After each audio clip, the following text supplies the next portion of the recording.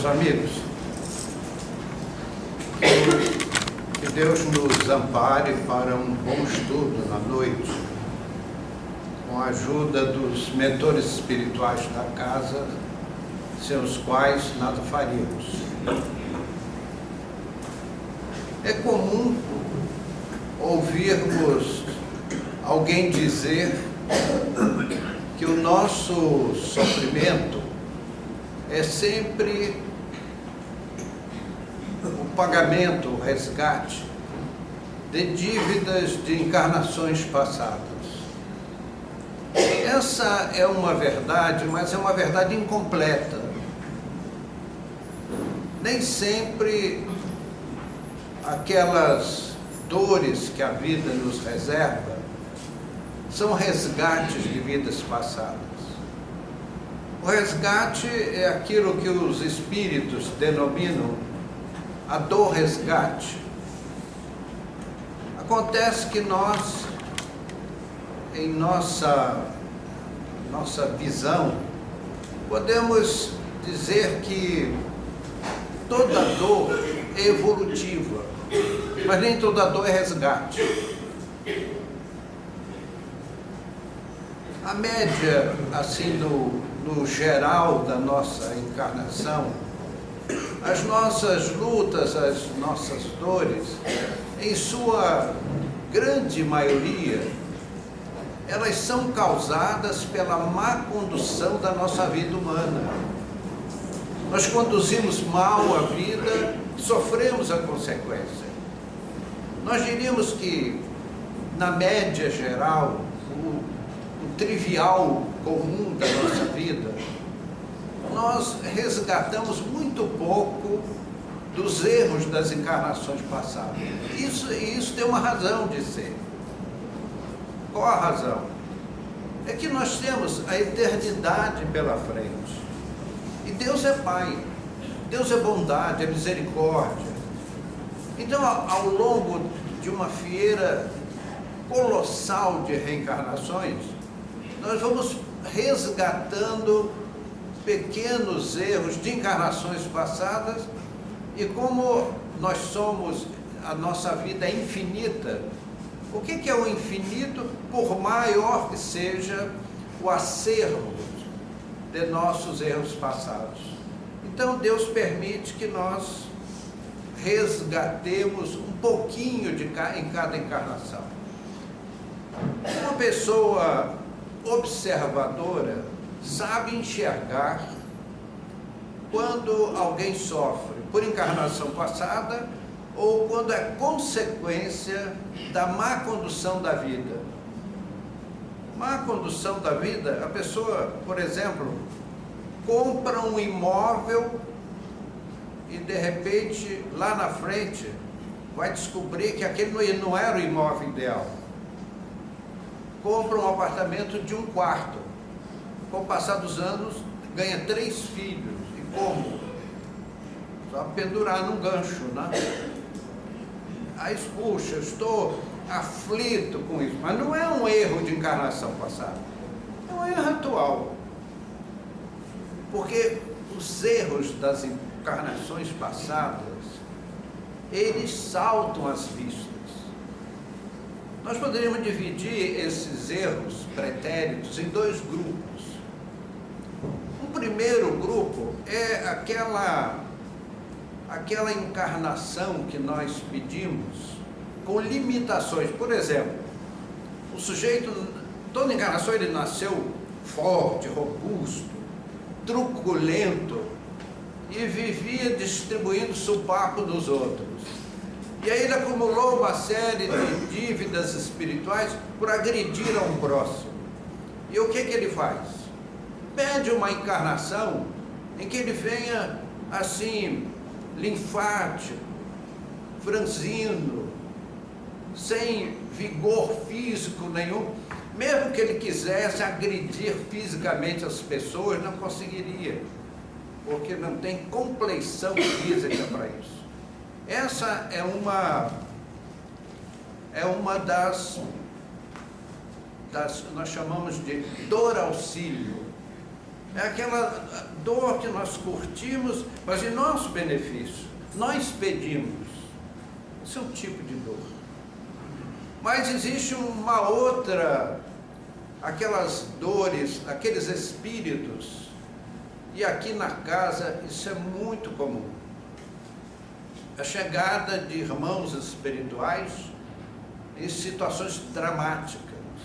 E nós já temos tocado nisso aqui uma série de vezes. Aqueles que surgem no mundo com transtornos congênitos graves, são as cardiopatias severas, daqueles que atiraram contra o coração, a asma grave, daqueles que pretenderam pôr a vida através do afogamento e ressurgem com a sequela pulmonar, aqueles que se lançaram, desembarcaram dos ossos através do enforcamento e surgem com a tetraplegia congênita, aquelas pessoas vitimadas pelo fogo selvagem, pela lepra, o mal de Hansen,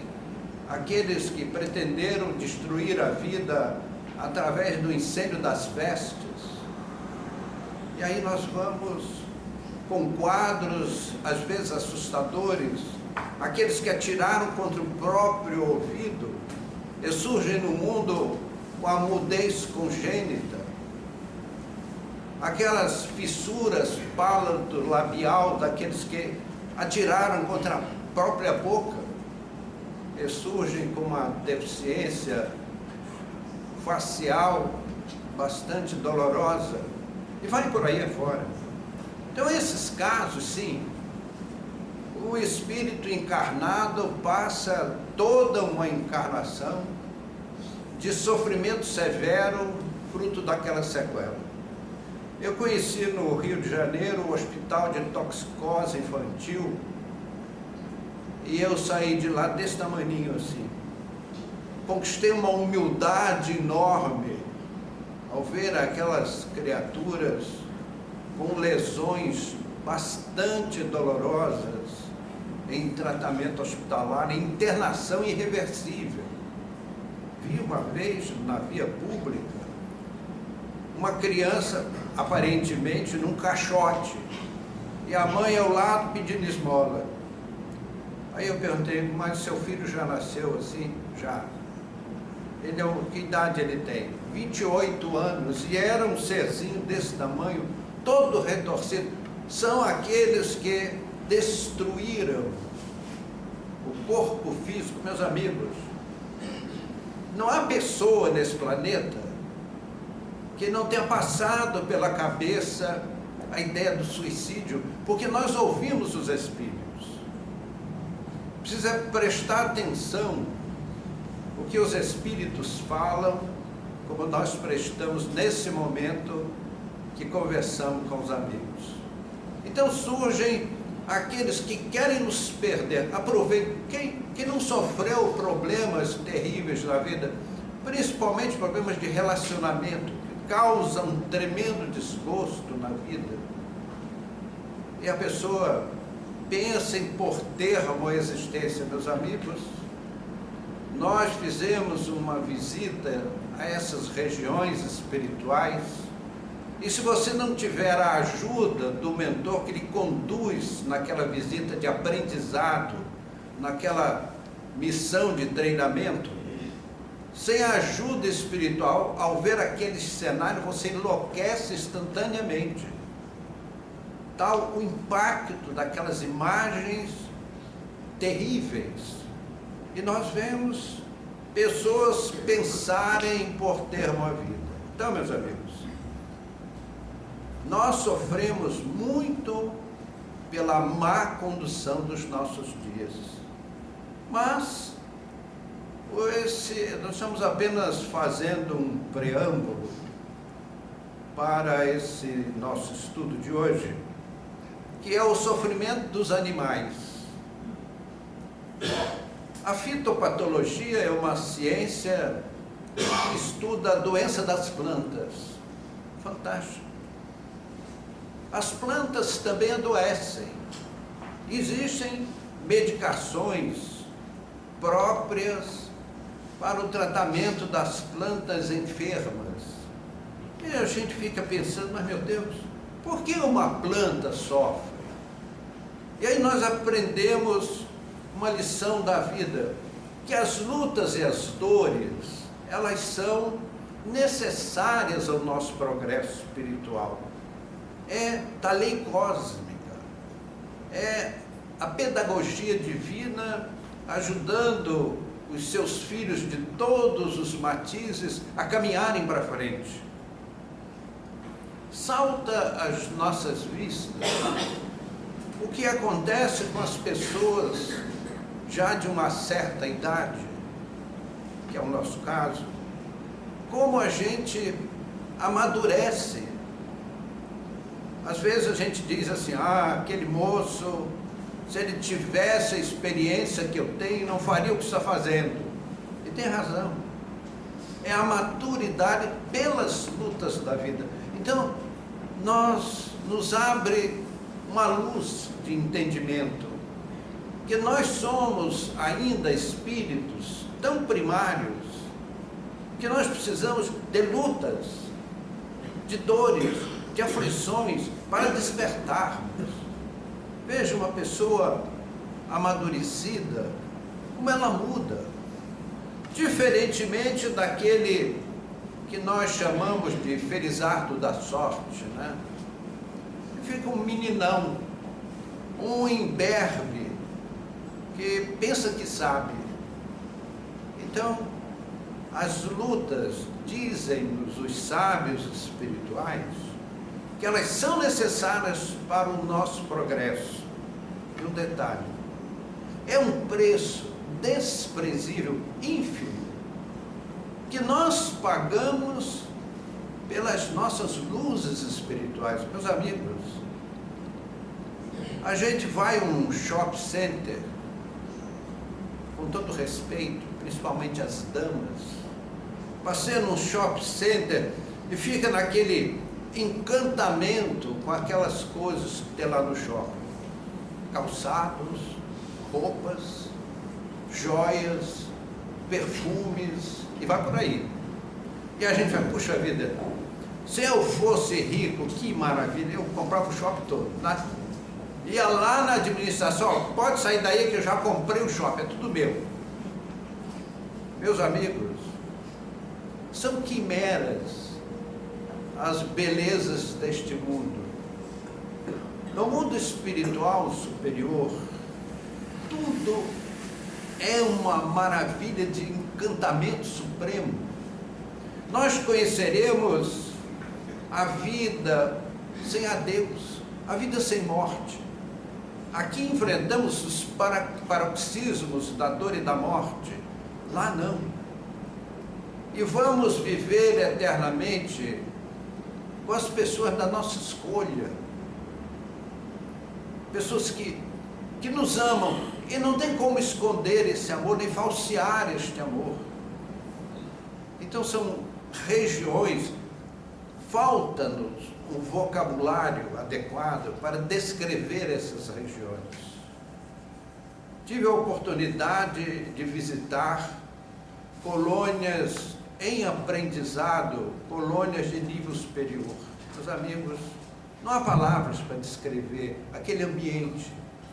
E são duas coisas bem distintas. O ambiente físico é majestoso, mas muito mais majestoso, ou majestosas, são seres espirituais que ali vivem.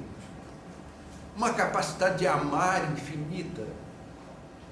São almas assim de uma generosidade que não conhece limites. Então esses espíritos se dedicam a nós, nos amam profundamente, e por muito nos amar, não afastam as lutas das quais precisamos. E esses espíritos são unânimes em afirmar de que valem a pena, em bom português, as nossas lutas terrenas. São elas que vão nos transferir para essas regiões de imortalidade.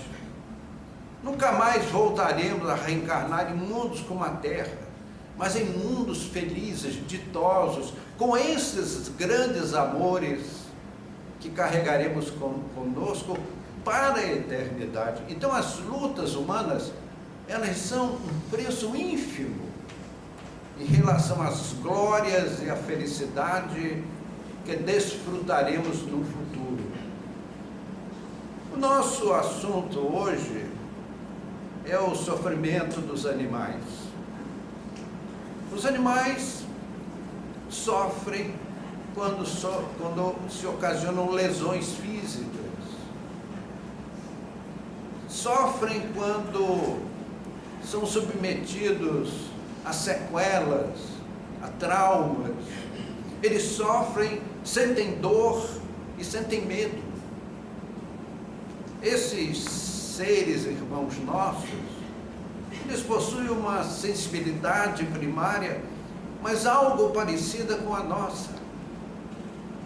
Creio que aqui todos os companheiros leram o livro Os Mensageiros de André Luiz. Quem não leu, repito as palavras do Marcos, está ali na biblioteca à disposição. Capítulo 41 dos Mensageiros de André Luiz, ele narra uma ocorrência desastrosa. Um carroceiro espancava duramente o burro que o servia. Vejam, amigos, o burro era aquele animal dócil, pacífico, trabalhador, não reclamava nada, não exigia 13º, repouso remunerado, trabalhava de sol a sol. E o carroceiro, por algum motivo, pegou o chicote e chicoteava barbaramente, com ódio contra o animal, que só fazia servi-lo. E aí o animal, sendo chicoteado, sentindo a dor do chicote e as descargas de ódio do carroceiro, investiu contra o dono. E nesse confronto, naturalmente, o carroceiro levou a pior. Ele ficou estirado no chão numa poça de sangue. Então o mentor que conduzia André Luiz numa viagem de treinamento, de aprendizado, disse: está vendo? O animal, a ele não podemos imputar culpa. Ele reagiu como qualquer ser humano reagiria diante da agressão sofrida. Então ele apenas movimentou seus instintos e fez aquela agressão contra o carroceiro. Então os espíritos benignos foram ajudar o carroceiro que estava no chão numa poça de sangue. Meus amigos, os animais também sofrem por problemas psicológicos, por traumas psicológicos. Isso num primeiro momento pode parecer uma coisa fantástica, mas os animais têm sentimento. Claro que não é o sentimento dos seres humanos.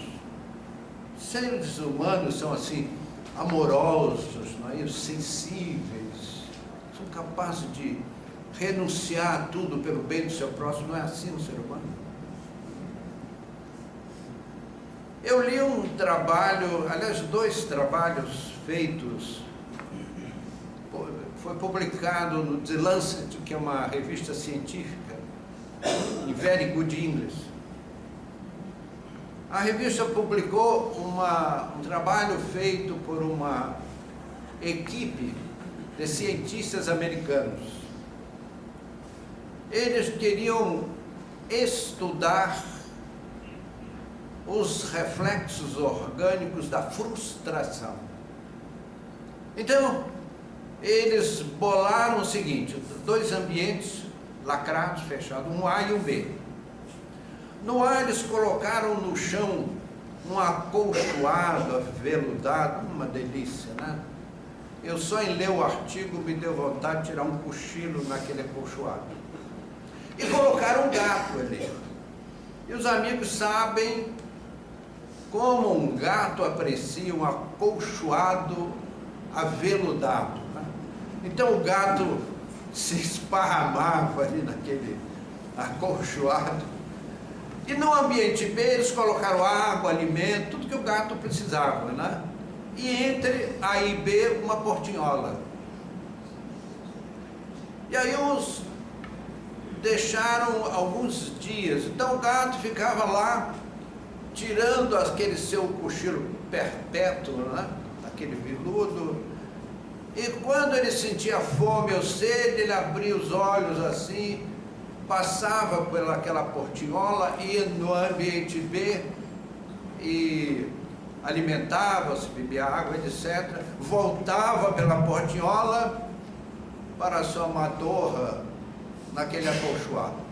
E os cientistas deixaram o animal até que ele criasse um condicionamento. Mas o gatinho achava, puxa, achei o paraíso, bom demais, ficar dormindo no acolchoado de veludo e com comida à disposição do outro lado. E quando o gato já estava condicionado a essa situação, os cientistas fecharam a portinhola. Aí o gato acordou, sentiu fome, sentiu sede, quis passar, mas a portinhola estava fechada. Então ele ficou irritado, apresentou uma série de sintomas, e era aí que os estudiosos queriam chegar, provocar no animal uma reação negativa psicológica. Então eles tiraram o sangue do gato e tudo mais, e encontraram no seu patrimônio orgânico certos elementos biofísicos próprios dos seres humanos. Então ficaram assim impressionados com a semelhança da reação do animal com o ser humano. Não era exatamente a mesma coisa, mas muito próximo. Então saiu na revista todo aquele estudo científico, especialmente da corrente sanguínea do gato, etc., que não vem ao caso.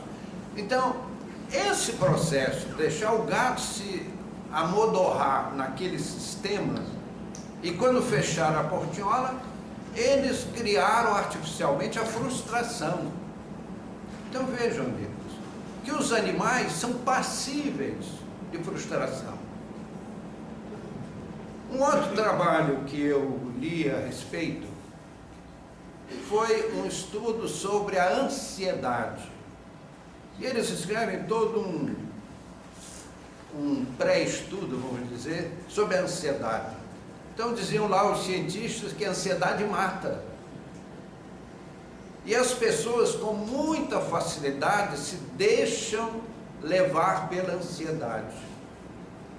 Então eles montaram toda uma parafernália para provar que a ansiedade mata. Então eles pegaram um espaço assim, equivalente a uma quadra poliesportiva, uma quadra de basquete, né? O espaço, não era uma quadra. E esse espaço tinha um gramado. E eles colocaram nesse gramado uns carneiros. Então os carneiros, a semelhança do gatinho, né?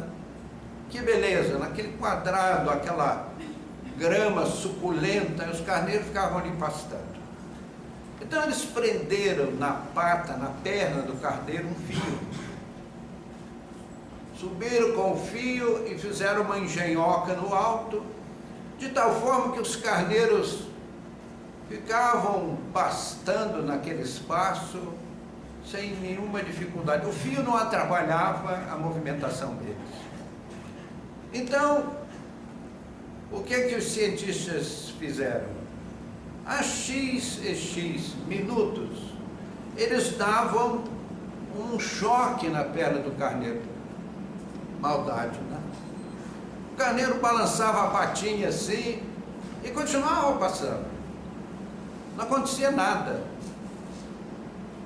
Aí mais um X tempo pré-determinado pelo estudo científico, Outro choque, o carneirinho balançava a perna, continuava passando.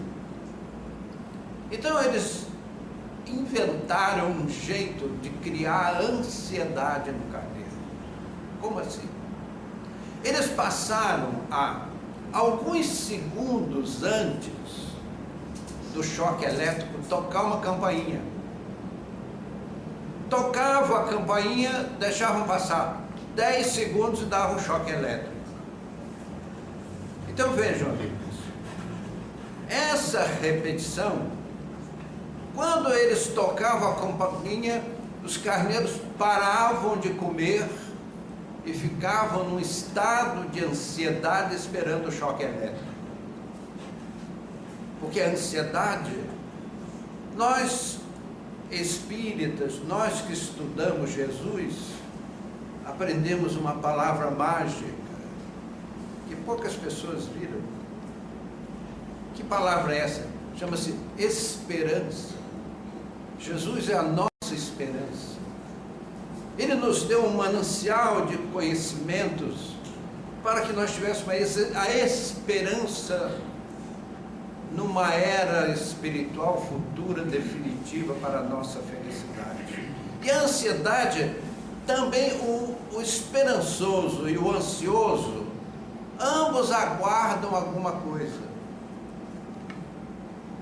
O esperançoso aguarda uma coisa boa, ele se compraz previamente de uma coisa maravilhosa que vem em sua direção.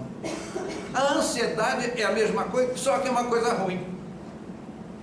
Então, eles tocavam a campainha, criavam aquela expectativa no carneiro e davam o choque 10 segundos depois. O que foi que aconteceu? Meus amigos, 10 segundos de ansiedade fez com que os carneiros começassem a se desinteressar pela alimentação, pela água, pela caminhada. E eles foram repetindo a experiência. Os carneiros pararam de andar, de comer. A hiperventilação começou a alterar o carbono na sua corrente sanguínea. E uma série de efeitos físicos começaram a matar os carneiros. E os carneiros começaram a cair de joelhos, e se deitaram no gramado, e se eles não interrompessem a experiência, os carneiros morreriam. Os exames de laboratório revelaram os elementos dos seus efeitos endocrinológicos, que começaram a minar os carneiros, e eles teriam morrido. Aí eles suspenderam o teste. Veja bem, suspenderam a campainha. Cientista é assim, né? Suspenderam a campainha, mas continuaram dando choque. Os carneiros começaram a andar, voltaram a comer. Então o problema não era o choque, era um choque pequeno, mas desagradável. Todo choque elétrico é desagradável. Se você tiver dúvida, tem uma tomada que é só você enfiar o dedo, né? Costuma sair fumaça pelos ouvidos. Então os carneiros foram se recuperando e voltaram à normalidade. Então o problema era aquela expectativa negativa. Aí nós examinamos a nossa vida, meus amigos. Nós precisamos aplaudir de pé os psicólogos, os analistas, os endocrinólogos, que chamam a nossa atenção para os estados negativos da nossa alma. E nós, espíritas, aprendemos a ter um estado, uma expectativa do Cristo, e nos sentimos rejubilados, saudáveis, felizes espiritualmente. Lutamos pela vida, pagamos os nossos erros passados, mas confiamos em Deus. Meus amigos, há pessoas que ficam assim, cheias de dúvidas. Vejam, quando nós deixarmos esse mundo, iremos para algum lugar. Cada um faz sua escolha. É uma questão de escolha. com os nossos pensamentos, os nossos sentimentos, as nossas disposições, não com palavras. Tolo, aquele religioso ortodoxo, diga que você crê no Senhor. Não basta crer, tem que fazer. Nós temos que viver os ensinamentos do Evangelho, não aplaudir o Evangelho. Como se o livro do Evangelho estivesse esperando aplausos. Meus amigos, nós vemos por esse estudo que os animais são nossos irmãos mais do que pensamos. Quando a nossa humanidade se iluminar coletivamente, desaparecer da terra toda a criminalidade, todo ódio, todo o mal-querer, e que o coração dos habitantes desse planeta, os corações humanos se encherem de amor, o matadouro e o açougue serão peças de museu, o estábulo será tão respeitável como a casa dos homens, porque os animais, eles sofrem, mas eles esperam o nosso amparo, a nossa fraternidade, o nosso carinho. Veja o seu cachorrinho, vê o amor que ele lhe dá. Os animais foram desenvolvidos pelo Criador e o seu instinto fala do amor. Principalmente os cães são de um carinho e uma afetividade com seus donos que não tem tamanho. Essas visitas que nós fazemos às regiões espirituais, com a faculdade mediúnica, em aprendizado. Aqui na Terra nós temos as nossas tradições, os nossos costumes. No mundo espiritual existem tradições que o cidadão terrestre não conhece. Quanto a essas tradições, que José era carpinteiro, pai de Jesus, ele fez uns concertos na casa de um amigo, e o amigo ficou muito agradecido e fez uma viagem para o Oriente, e de lá trouxe um pássaro raríssimo, caro, uma gaiola. Disse: olha, eu trouxe isso para o seu filho Jesus. E José agradeceu e deu a gaiola ao menino. O que é que o menino fez? Abriu a portinhola, fez assim, e aquele pássaro raro e caro voou livre. Meus amigos, Jesus deixou lições para a posteridade incríveis. Basta nós lermos e meditarmos o Evangelho, que ele vai aquecer o nosso coração. Mas nas colônias espirituais, cada companheiro aqui presente está vinculado a uma colônia espiritual que vai receber-nos, a todos nós, cada um a seu turno. Naquele momento que você estiver deixando a terra, os seus parentes, entes queridos mais chegados, virão recebê-lo. Isso, meu amigo, que falam as tradições religiosas, de que vem aquele sujeito com um garfo, assim, um tridente de ferro, que ele esquenta-se no fogo, quando está vermelhinho, vem espetar você. Isso é uma estupidez inqualificável. Como na era das espaçonaves, dos computadores, da TV de LED e todas outras coisas mais, transplantes de coração, fantástico. Tem gente falar em seres de chifre e rabo nos esperando na beira do túmulo. São histórias para extorquir as pessoas, para meter a mão no bolso das pessoas. Claro que são os nossos familiares que já demandaram a espiritualidade, vem nos receber. E com ele, aqueles nossos tutores espirituais. Meus Meus amigos, é uma felicidade tão grande conviver com esses espíritos, que enche o nosso peito de orgulho, de alegria e de satisfação. Então, meus amigos, você que tem o seu cachorrinho, aprenda uma coisa que eu vim aprender agora, recentemente, nesses estudos. As colônias espirituais, todas elas possuem um departamento para abrigar animais de estimação, geralmente, não só, cães e gatos. Eu fui levado por um amigo espiritual para conhecer uma colônia dessa. Então ele me levou e eu fiquei seria assim uma sala de visita. E eis que entra uma pessoa, um familiar, uma moça, e de uma portinhola saiu um gato.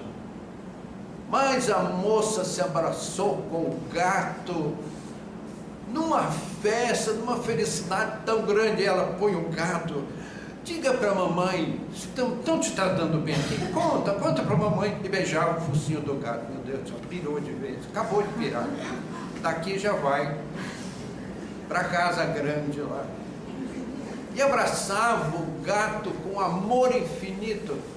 Meus amigos, então o meu acompanhante, que é um companheiro que sempre nos leva para essas pesquisas, esses estudos, ele disse: quando alguém ama um animal, ele conquista um mérito. E Deus é a bondade infinita. Deixaria esse animal ao léu da sorte? Não.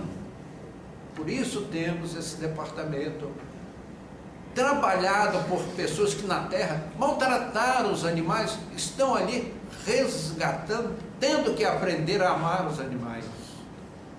E é uma instituição considerável. Então, meu amigo, você que o seu cachorrinho já demandou a pátria espiritual, ele não está perdido naquele nirvana, não. Ele está sendo cuidado por aqueles que nos amam, que o amor que nos tem estende ao seu animal. Então, meus amigos, amemos e respeitemos os animais, em nome de Deus.